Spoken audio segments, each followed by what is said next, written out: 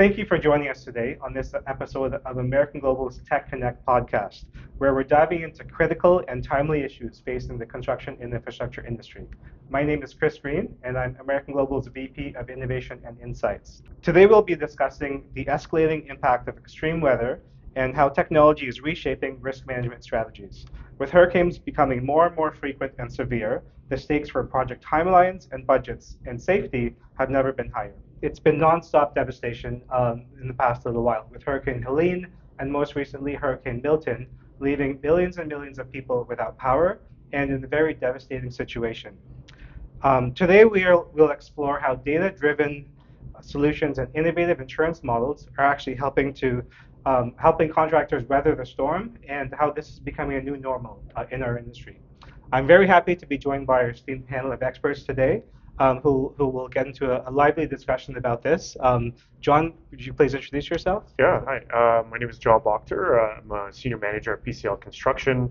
I work specifically around technology adoption and also in initiatives around R&D that have to do with things like weather, but also whether it's robotics, AI, machine learning in that space, and also how do we continue taking that technology over to our clients post-construction. So it's a bit of a focus on my end, and I've had about over 15 years of construction experience, and in the last kind of 5-6 years, I've been doing this technology expert level experience that I've been gaining here in PCL and doing it across our company as a whole. Great. Yeah. Thanks, John. Yeah. Mark? Thanks, John. Hi, everyone. My name is Mark Drum. I'm with American Global as Senior Vice President for Canada. I've been in the insurance industry for almost a half a century. I like saying that better than over 40 years because it makes me sort of sound a little bit younger. I was at a large international broker in the same role, and prior to that, I was the insurance and risk manager at one of Canada's largest general contractors. Awesome. Thanks, Mark. And we have Joshua as well. Thanks, Mark. Thanks, Chris. Thanks, John. Well, I'm Josh Graham. I've only been in the construction industry 4 years now. I'm the founder of eHab, which is a technology business based in the UK. We've been helping contractors over there to tackle weather risk using technology. And I'm in Canada today because, there's some big problems that we want to help with. So thanks for having me, guys. Yeah, so I mean, very timely discussion with all the hurricanes and all the issues that we've been facing in the past few months here. Things have just been getting worse and worse. So John, as one of the leaders in a very large construction company heading up technology, like how are you guys actually using, or are you using any technologies like what Josh has to offer around extreme weather events, and how do you kind of fix issues that from the impact?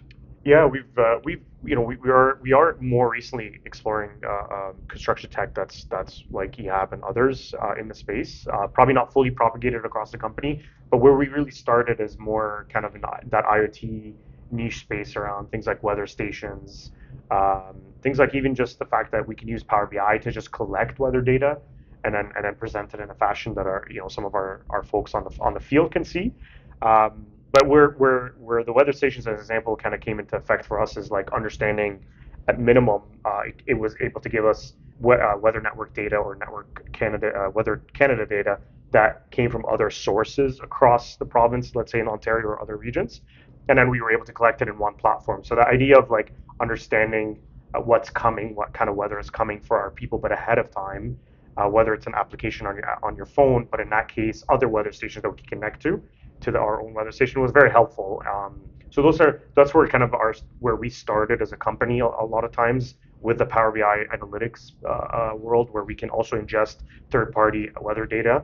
And then kind of the last thing is mainly our mitigation strategies when it came to using those tech and how we address wind conditions on top of roofs and other things of that sort. So those, I would say, kind of this is where we're playing, and then hopefully with the emergence of other technologies, whether it's AI or machine learning and things like what Josh's company is doing, we can start maybe propagating this data to more of a centralized mode, but across the company. Because right now, I think for us, it's more very regionally focused. So it's more of a micro view, right? Yeah. Which you guys are kind of employing. Yeah, very, very project. Maybe I would say project or regional focused. I would say much more project focused today. And hopefully, like I said, I think it's important with this discussion today that we understand how do we regionally and across Canada, as an example for our company, how do we understand that data, and what does it mean ahead of time when we're planning the projects, right? Mhm. Right, because I think you need both sides of the situation. You need both the micro and the macro That's right. view of what's Yeah. going on, and you need to be able to forecast what's the prediction for the future, Yeah. right? Yeah. So Josh, I know you've had a lot of experience in this space, right? With eHab and developing this product and this software system. Can you tell us a little bit about eHab and kind of what the solution is? Yeah, no, it's really interesting listening to what you're saying there, John, because I think the way we have always thought about it is that construction companies are risk managers, right? Ultimately, you are managing a big portfolio of risk, and weather is one of those uncertainties that is always going to influence your job, regardless of what type, unless you're, once you're watertight. And even then, potentially, it still can. So what we really thought about was, well, how do we give those construction companies the best view into the future with the most accuracy so that you can start to make the decisions, because you're going to make a decision today that's going to have implications in 12 months, 24 months. So how do you actually get a modeling capability that enables you to understand that information? Because we all know forecasts, once you're 14 days out, they can get pretty inaccurate. Even with some of these hurricane forecasts, was it going to be a category 3 or a category 5? So we took a probabilistic approach, an approach where we said, well, we're not going to try to predict the weather on a particular day, because what's actually useful for 12 months' time is, well, am I likely or not to achieve a certain activity, a certain profile of productivity? And so that's been our focus really, is modeling out multiple years into the future and saying, okay, what's the probability of my crane being able to operate in this window or that window? And what it means is that you can start to look at your schedule in a portfolio and say, okay, what if we start to shift things around? How does that actually influence the overall exposure that we're going to be faced with? And therefore, it means you can have better retention, productivity rates. Ultimately, you can make cost savings when you've got that broad, high-level view. And I think the interesting part is then when you marry that down with the project level short-term view, and the implications that, again, a hurricane, what's the implication of that in the short term? But then what does that mean on your end date? What does it mean for something that's now going to be happening in 2 years' time? Maybe you've been shifted into winter. So it's this kind of marrying up that we're really focused on right now, that macro and micro level. Mm-hmm. It sounds like there's. Sorry, go ahead, Mark. Sorry, I can see it in the bid stage too, when you're working on your construction schedule and you have all this data that's available to you, how you can adjust the schedule, even put your crews on at different times, so that when you do put your bid in, that it's a little bit more accurate as to how long it's going to take. Yeah, we as an industry, we've always had in our schedules that the idea of weather days, right? Like whether it's harsh summers or major winter storms or whatever. But at the end of the day, we have this. A lot of times we're accounting for it based on experience more than I would say the data. Yeah. And I think that's where hopefully, as we're starting to see more of that input, to your point, that I can put a proper bid that looks at the future properly from a data perspective, and then I'm not also overdoing it in terms of putting in more weather days than I need to versus less too, right? Because you don't want to be way too kind of conservative either. So I think that it's important to have that balance, and I think you're right. Like it's important to see it at the bid stage, and then to try to get, okay, well, the next 2-3 years I'm going to be building this project and a specific region, especially what does that weather data look like in that region, and then I can put that impact properly in a bid. I know it's probably for a completely different podcast, but talking about supply chain, when you're bringing and taking a look at your weather data around supply chain, you can actually amend the contract or the schedule around that, because you're having stuff that's being laid down or stuff that's being brought up that you won't be able to implement for a period of time. Yeah, or at minimum, even if it's not changing the contract side of it, at minimum, how do I put a mitigation plan that works, right? I think that's the key. It's not that just there's a plan. How's that plan going to work, whether it's using technology or not? How do you really make that plan work in the field itself? Because at the end of the day, you can know all the weather data that's in your hand, but at the end of the day, if you don't know how to actually put a plan around it to mitigate that risk properly, whether it is through a technology or through other means in the construction space, then it's. Well, that's where I see like a really good collaboration between what you're doing with IoT sensors and reality capture and everything on the micro level, with a solution like yours, where you're capturing much more high-level macro information that you can kind of feed into the long-term value of the project or the pipeline, right? I mean, actionable insights is the words we always use, because that's it, right? You can have 1 million gigabytes of data, but that doesn't necessarily mean you're going to make better decisions. But if you can then have these targeted approaches with data at bid, and then whenever you have these risk reviews, I think that's key to feeding those actionable insights at those moments. Actually, like in terms of the actionable insights. So if you do have the data, it's also easier to talk to a client that way about it too, right? Absolutely. Sometimes they don't necessarily believe all the experience that you have. So if you have some physical data points that you can show within a region, that they can also like look at and be like, okay, yeah, I can see why you have this much weather days, or maybe we need to increase a little bit of that contingency, right? So I think that will help clients and developers and so on, and especially in the infrastructure space, really understand how to, because we have these infrastructure jobs that keep like elongating. Yeah. So how do you put it in a package from a data insight perspective? Yeah. So Mark, from an insurance perspective, what have you seen the market's been doing? Because we've been facing these unprecedented times. Is this becoming the new normal? Like, is there a status quo in the market, or are they actually evolving as far as coverage? They're definitely evolving. There is no status quo. I took down some stats here. Global losses, 2023, 147 billion. Let's just talk about Canada. Within recent months, Toronto, 940 million in floods. Quebec, 2.5 billion in the floods that they had. Calgary hailstorm, 2.5 billion. Jasper fires, 880 million. And now what we're seeing in Helena and Milton today as we speak in southern Florida. I think all of us here would probably join me in wishing everybody well and giving them our thoughts and our prayers around the catastrophes that they're faced with. But specifically with respect to the insurance, we're looking at larger deductibles, larger retentions that the underwriters are putting on. We're seeing flood limits where we didn't see them before. So you could have a $100 million job where you would have a $100 million limit on your flood. But if you're in a particular area, like a 100-year flood zone, you're looking at a $10 million sublimit with an aggregate. So on a 3-year project, you've got a 10 million limit with a 10 million aggregate. You could blow through that in one loss. We're seeing less and less underwriters giving up capacity. The major insurers out there that have construction capabilities usually have between 200 and 250 million dollars in capability to handle capacity on a project. They're not deploying that capacity anymore. On a $100 million project, they may deploy 15 to 25% of capacity, and then you have to go out and attract 3 or 4 or 5 different insurers to come on board with that. Well, what does that mean? Well, then you've got 3 or 4 or 5 different sets of underwriting guidelines that you have to look at. So what you're offering and what the IoT and the digital tools that we're using right now, it's funny, a few years ago we were using it to see if we could drive premium down. Now it's a matter of having to have it in order to get premium, to get coverage. So it's now becoming an absolute need for every project. So what does the limits look like? Like, how do you determine, where's the determination of limits come in a flood zone? The underwriters will look at the 100-year zone, the 100-year flood history, so they use that history and then? they'll use that history to cap their losses in that particular area. Okay. Similar to what we saw and we still see it on earthquake, but we haven't seen it as much on flood until the last 5 years. Now we're even seeing retentions for windstorm. So if you're building a solar field in Alberta, you wouldn't see a certain limit as far as, or a deductible around wind. Now you're seeing it. Now you're seeing these limits.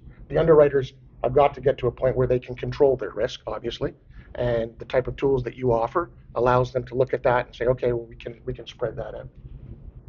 So Josh, do you approach the underwriters, the insurance companies directly, or are you having that conversation through your clients, or how are you kind of going about that? So I think as a startup, we have to speak to as many people as possible to understand really deeply the problems that they face.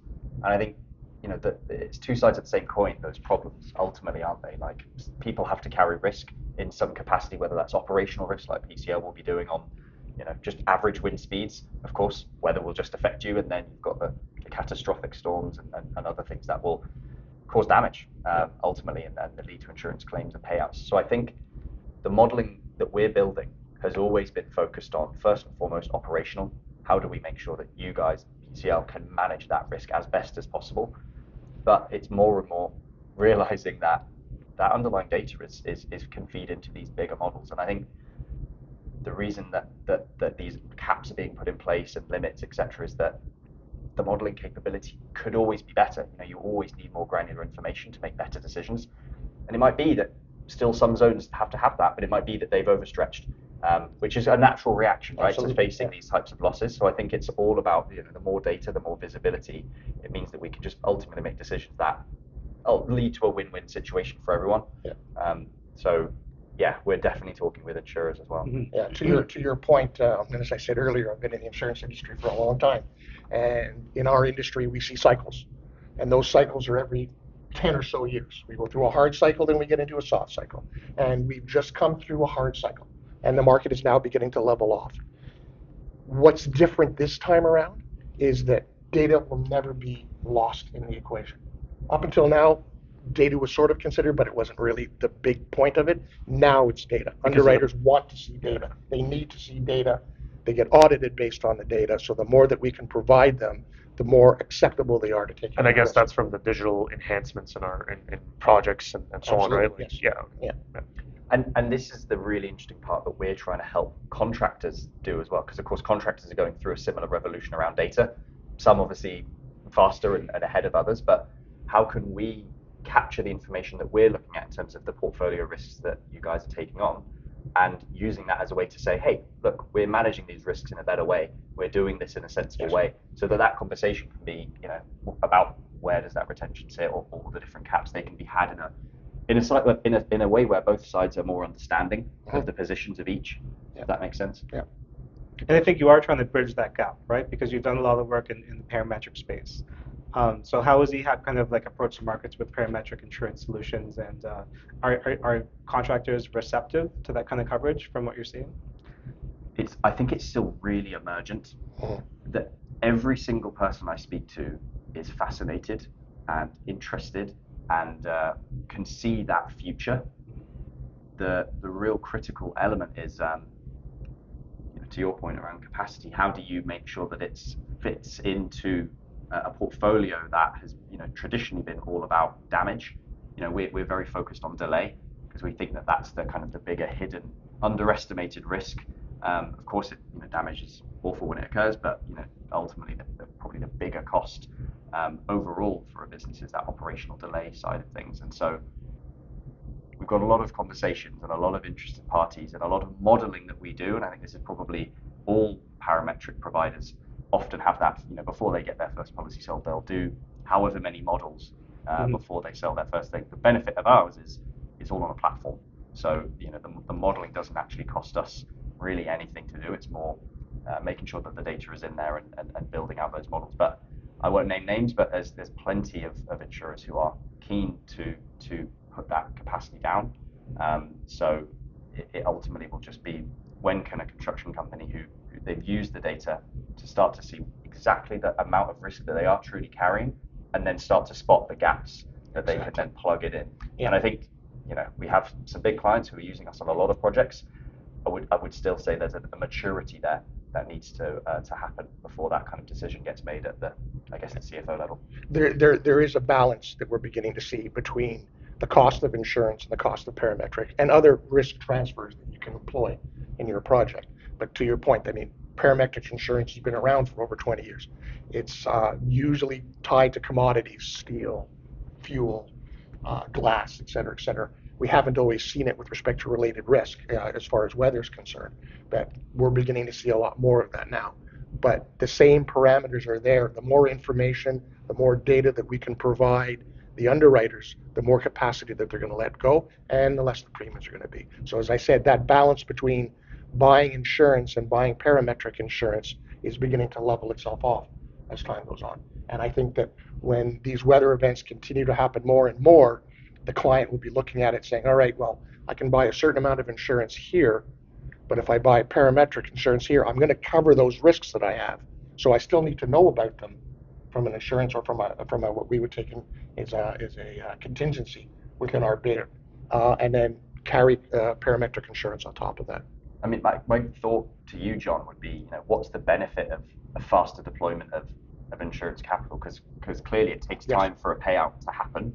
And if that is restoring damage, getting schedule back on track, acceleration, what's the benefit of that faster payout that clearly comes from parametric? No, the faster perspectives are people are not waiting, right? Like that, and at the end of the day, aside from the construction delay or the schedule delay portion of it, it's we where the morale becomes a real issue when damage does happen, and you're trying to mitigate, you're trying not to take that insurance money to fix something and repair something.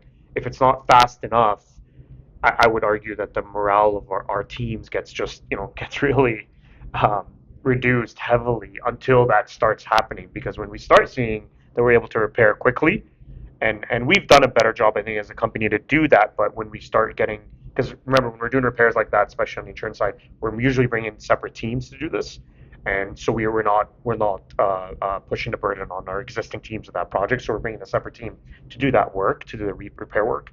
And so that repair work, if it can get done quickly for the entire project and for the client, becomes a much better. It will feel better from a morale perspective. People forget a lot of that, that morale issue, because they just see the damage and the repairs, but they don't see that behind the scenes issues, which is, I think, is a much bigger deal in our industry than anything. Yeah, and insurance doesn't pay for all of that. Yeah. I mean, insurance doesn't pay for the morale on the job site. Insurance doesn't pay for the loss of reputation. I mean, at the end of the day, the owner's going to forget, oh, they got delayed because of some big storm. They're going to look at it and say, my building's not ready. That's what they're looking But that's what I'm saying. So if the capital gets in quickly, yeah.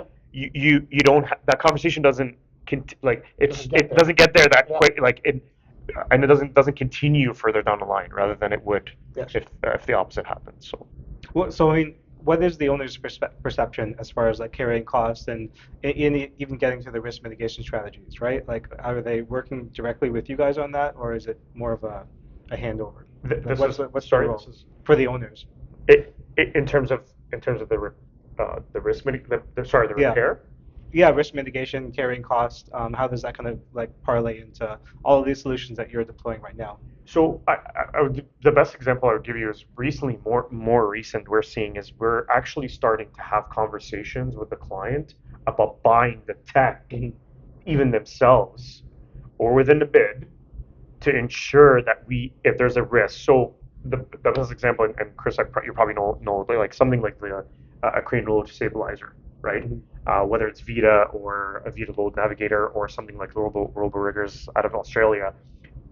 Any of those technologies, what's happening is when we're bringing it up as a client to the client as hey, this is to reduce risk when it comes to wind conditions and operational efficiency and safety, they start realizing, oh, okay, so tell me more about it, show me what it does, let me know the value, and then they're starting to be willing to pay for it because of what you're saying, right? Because what kind of this discussion point, right? And so I think we're starting to see, if we are getting them a little bit more involved and helping them understand the value, we're not always necessarily just taking the risk ourselves, but it's kind of almost like a shared risk with the client, and they're further willing to pay for it. Yeah. Or build in relief events in the contract. Yes, yeah, and then we're able to put a proper schedule and Right. contingency and so on. Like that's and it's a much easier conversation, and I've seen this several times now, specifically with this example, where clients are starting to see that this kind of technology, specifically when it comes to load stabilization, becoming such an important key item, because crane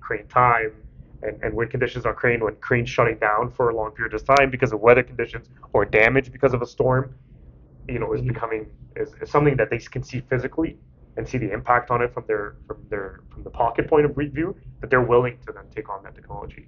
Yeah, and just from a reputational perspective, yes, right? That's huge as well. So, yeah. Because there's cameras and phones everywhere now, and right. A lot of this stuff is becoming very, very public. And that tech especially too, they can physically see it. Yeah. It's a quick, easy win in terms of value proposition to them, because they can see something that, wow, this actually stabilizes loads and so on and so forth. And actually, it also gives you conditions. It measures wind conditions itself as a unit.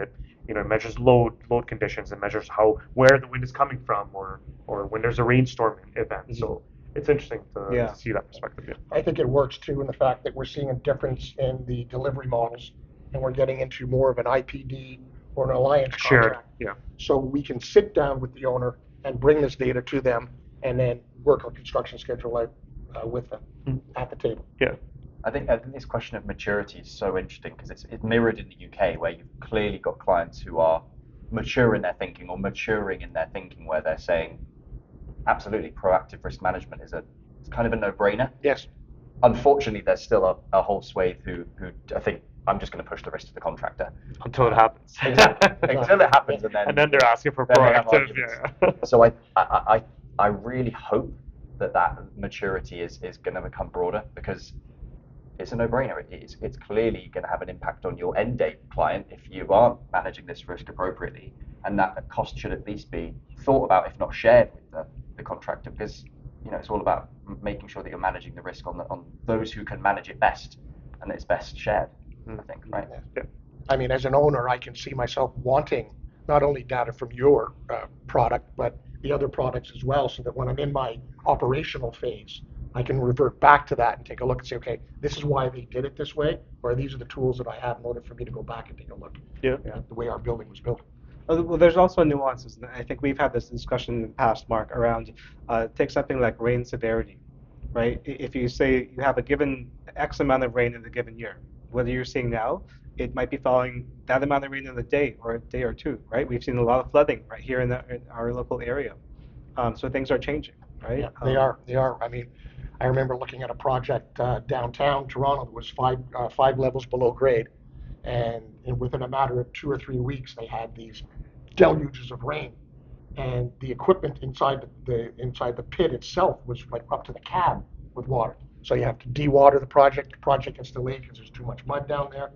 That's really hard to predict. I don't know if your platform is able to do that and to predict those serious amounts of rain happening at any one time. But at least if you're able to predict a storm that's coming, you're able to mitigate it or prepare the job site in advance. Even in hot weather too, right? Like we think of it from rain perspective, Chris, but I think it's also as important from a forest fire perspective, right? We've had projects in Alberta, for example, that have been impacted by the forest fires, and so something that's a bit unexpected, but can you somehow, through data like that and platforms like that, predict at least regions where you could in the next year see, let's say, major forest fires, and then plan ahead because you've got that year advance, or in the bid stage, to your point earlier, right? So even in that sense, like, you can also understand that, okay, with those events, there might be a week delay versus in a rain event, it's maybe 2 or 3 days. I'm just saying, like, it's having the data on both sides of the coin too. It'd be very important for projects in general. Well, you say heat. I mean, how many days are you going to lose because it's over 40 degrees and you can't get the guys to roof? 100%. It's too hot. Yeah. Oh, yeah. I'm sure you've seen a lot of these peaks, right? And is that kind of like going to be just like prevalent going forward? Like we're going to get these massive severity events in short periods of time, and is that kind of upticking? So yeah. And I think what's really fascinating is these combinations of things as well, right? So it's actually a phenomenon that's especially prevalent in Europe. I've not looked at the data for it in Canada, but where you have a heat wave, right? And see, in concrete, it doesn't matter, but if you're in a more rural area, it bakes the ground, and it means that it's less able to absorb water. But then because of the heat, you then have a summer storm, and you then suddenly have flooding in an area where you would just not be expecting it. Yeah. And similarly, when there has been a really warm night, how many more incidents, health and safety incidents, you can have the following day because people can't sleep because they're more lethargic on site. And so this is something that we've been looking at in terms of health and safety incident data. And so if you have 10 of these nights in a row and you've got really important lifts, really important pours happening, you do see a productivity drop as well when you're in hot weather. So it's not just a severe day. It can be a severe week, a severe month, where you have these kind of combinations of events that have impacts that are not seen before. Yeah, that's an interesting point. I didn't think about it from a human resources standpoint, and workers' compensation coverage in the United States and Canada. It's pretty straightforward, but in the U.S., it's a very big part of your project. That's a good point. So I think like we're at a paradigm shift, right? I think both on the insurance side, the technology side, the general contractor side, we're seeing just massive changes. And the past 2 to 5 years has really shown us that we need to be ready for these complexities coming up in severe weather-related issues, and employing and just having the awareness of what's out there and what's coming, having the data at your fingertips, both at the micro level, the macro level, and being able to predict, I think, will help us with planning our project pipelines, right? And I think if we don't do that going forward, it'll put you at a disadvantage, right, with your competitors. I think it's going to become a necessity going forward, and those contractors that are doing it now, I think, will be ahead of the curve. So I think you're right.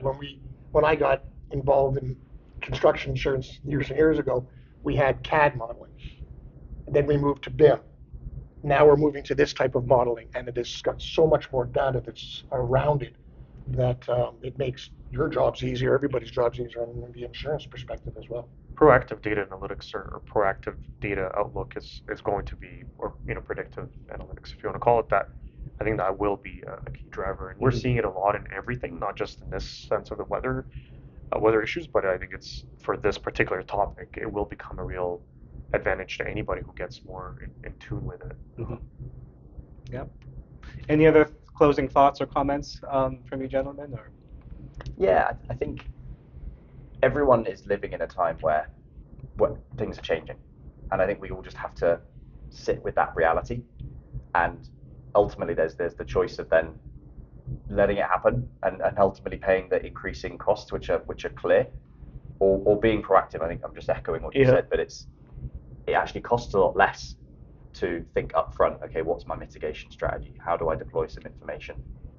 You do still have to spend, but it's better to spend up front on something than have to then deal with the costs later and be trying to claw back time on the schedule, etc. So I think it's we're out of what I've called the climate honeymoon phase, where it's been warming and we've been having better winters, which you've probably seen.